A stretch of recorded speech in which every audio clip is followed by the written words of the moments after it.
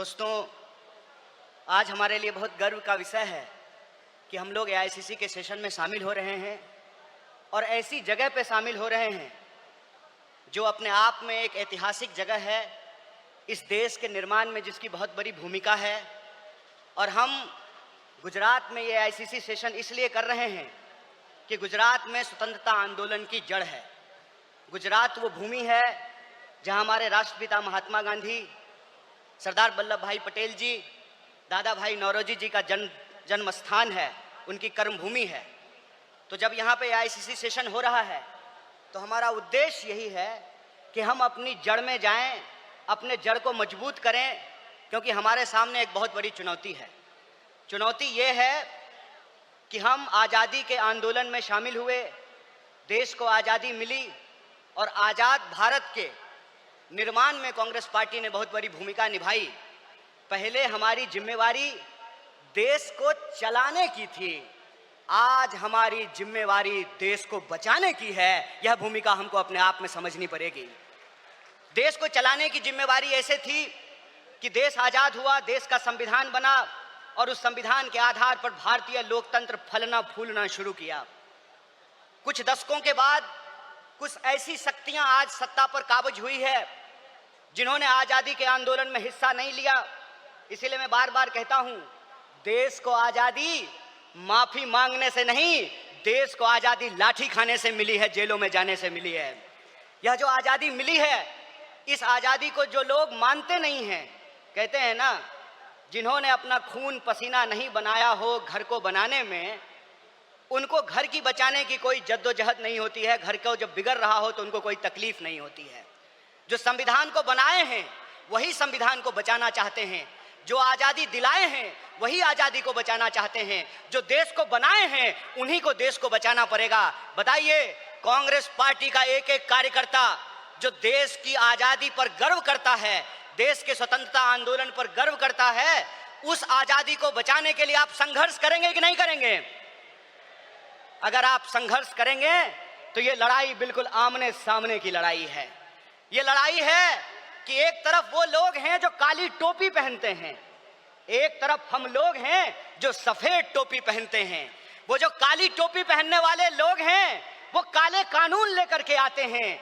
हम सफेद टोपी पहनने वाले लोग जो हैं वो गरीबी का अंधियारा मिटा करके, बेकारी का अंधियारा मिटा करके हम रोजगार का अवसर लाना चाहते हैं। हम अन्याय को समाप्त करके सामाजिक, आर्थिक और राजनीतिक न्याय लेकर के आना चाहते हैं। इसीलिए आज जब मैं आपके बीच में बोल रहा हूं तो सबसे पहले जो ड्राफ्ट है रेजोल्यूशन की, मैं उसके समर्थन में बोल रहा हूं। और यह जो न्याय पथ है जिसको लेकर के हमारा संकल्प है कि इस न्याय पथ पर हम चलेंगे, और न्याय पथ पर चलने का मतलब यह है कि देश में कहीं भी अन्याय होगा, चाहे वो अन्याय दलितों के खिलाफ हो, चाहे वो अन्याय गरीबों के खिलाफ हो, चाहे वो अन्याय पिछड़ों के खिलाफ हो, चाहे वो अन्याय आदिवासियों के खिलाफ हो, महिलाओं के खिलाफ हो, किसानों के खिलाफ हो, मजदूरों के खिलाफ हो, किसी भी भारतीय के खिलाफ अगर कोई अन्याय होगा तो उस काली टोपी वाले अन्याय के खिलाफ हम सफेद टी शर्ट पहन करके राहुल गांधी जी के बताए रास्ते पर चलेंगे। हम न्याय का योद्धा बनेंगे और न्याय का जो हमारी पहचान है, न्याय का जो हमारा ये सिंबल है, उसी से हम इस देश को बचा सकते हैं। और देश को बचाने की जो मुहिम है, इस संबंध में मैं आपको बता दूं कि आज एनएसयूआई का स्थापना दिवस है, फाउंडेशन डे है। स्टूडेंट और यूथ की एक बहुत बड़ी भूमिका है। स्टूडेंट और यूथ अलग अलग तरीके से इस देश में अपने हक और अधिकार को लेकर के संघर्ष कर रहे हैं। यह जो लड़ने वाले लोग हैं, जो न्याय के लिए लड़ रहे हैं, वो असल में कांग्रेसी हैं, और जो विचारधारा से कांग्रेसी हैं उनको हमको साथ लेकर के आना पड़ेगा।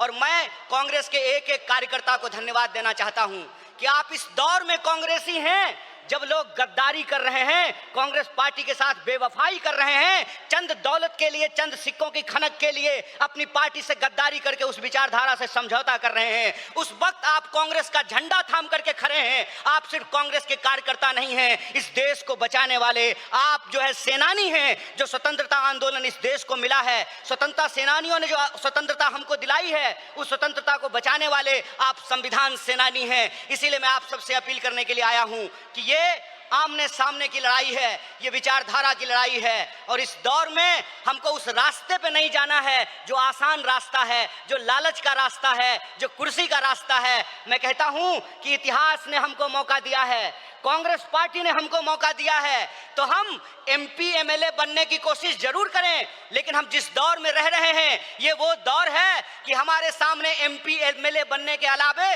गांधी बनने का अवसर है, भगत सिंह बनने का अवसर है, सरदार वल्लभ भाई पटेल बनने का अवसर है, सुभाष चंद्र बोस बनने का अवसर है, एनी बेसेंट बनने का अवसर है, अंबेडकर बनने का अवसर है। इसीलिए मैं अपने कांग्रेस पार्टी के एक एक कार्यकर्ताओं को एआईसीसी के इस मंच से कहना चाहता हूं कि यह जो रेजोल्यूशन है, यह रेजोल्यूशन कागज पे लिखे हुए कोई शब्द नहीं है, यह संकल्प है। और उस संकल्प पे हम समर्पण के साथ चलेंगे, संघर्ष करेंगे, और संघर्ष करेंगे तो इस विपरीत परिस्थिति में हमारी जीत सुनिश्चित है। मैं देखता हूं कि कई बार कांग्रेस के कई कार्यकर्ता निराश हो जाते हैं, तो मैं उनको कहता हूं कि यह वक्त निराश होने का वक्त नहीं है, यह अपनी काबिलियत साबित करने का वक्त है, यह अपनी विचारधारा को साबित करने का वक्त है। और जावेद अख्तर ने बखूबी इस बात को लिखा है कि इस मुल्क में दो आवाजें हैं, इस मुल्क में दो आवाजें हैं। इस मुल्क में एक वो आवाज है जो दंगा कराना चाहता है, खून खराबा करना चाहता है, नफरत फैलाना चाहता है, और एक वो आवाज है जो मोहब्बत और न्याय की आवाज को बुलंद करना चाहता है।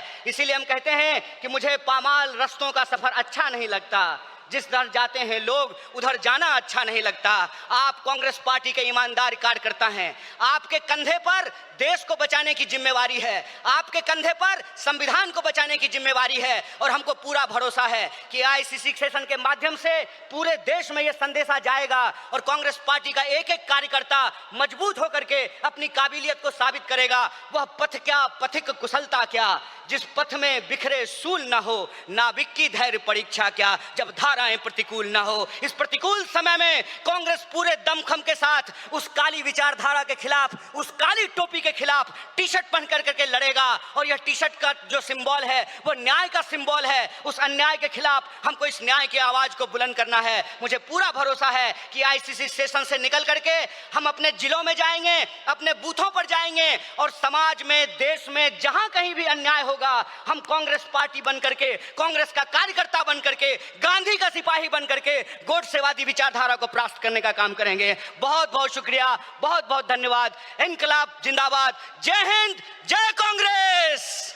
एक बार जोर से आवाज बुलंद कीजिए। यह आवाज साबरमती आश्रम से दिल्ली के तख्त तक पहुंचनी चाहिए। जय हिंद, जय हिंद, जय कांग्रेस। दोस्तों, आज हमारे लिए बहुत गर्व का विषय है कि हम लोग एआईसीसी के सेशन में शामिल हो रहे हैं, और ऐसी जगह पे शामिल हो रहे हैं जो अपने आप में एक ऐतिहासिक जगह है, इस देश के निर्माण में जिसकी बहुत बड़ी भूमिका है। और हम गुजरात में ये एआईसीसी सेशन इसलिए कर रहे हैं कि गुजरात में स्वतंत्रता आंदोलन की जड़ है। गुजरात वो भूमि है जहां हमारे राष्ट्रपिता महात्मा गांधी, सरदार वल्लभ भाई पटेल जी, दादा भाई नौरोजी जी का जन्म स्थान है, उनकी कर्मभूमि है। तो जब यहाँ पे एआईसीसी सेशन हो रहा है तो हमारा उद्देश्य यही है कि हम अपनी जड़ में जाएं, अपने जड़ को मजबूत करें, क्योंकि हमारे सामने एक बहुत बड़ी चुनौती है। चुनौती ये है कि हम आज़ादी के आंदोलन में शामिल हुए, देश को आज़ादी मिली, और आज़ाद भारत के निर्माण में कांग्रेस पार्टी ने बहुत बड़ी भूमिका निभाई।